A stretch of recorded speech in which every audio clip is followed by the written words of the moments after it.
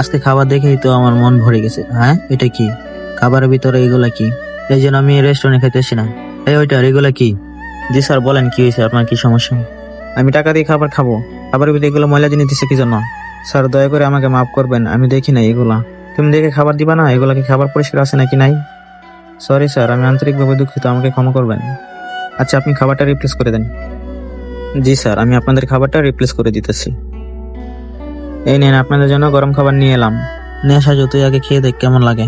খাওয়ার আগে যদি যদি তোমার মাকে ভালোবেসে থাকো তাহলে একটা লাইক করে যাও, আর যদি তোমার বাবাকে ভালোবেসে থাকো তাহলে একটা কমেন্ট করে যাও, আর যদি দুজনকে ভালোবেসে থাকো তাহলে একটা সাবস্ক্রাইব করে যাও।